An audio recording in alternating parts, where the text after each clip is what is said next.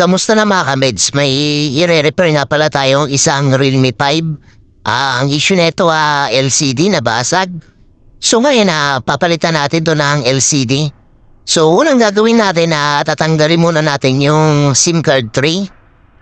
Pagkatapos na matanggal yung SIM card tray, sunod natin tatanggalin yung back cover ng cellphone.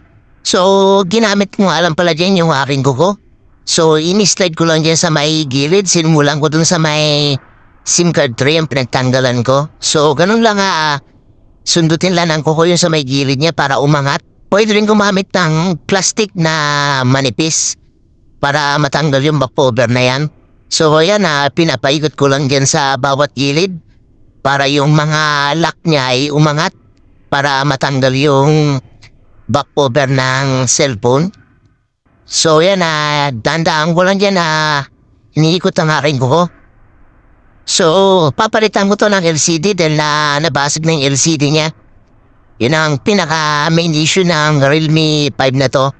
So yan natanggal ko na yung back cover ng cellphone.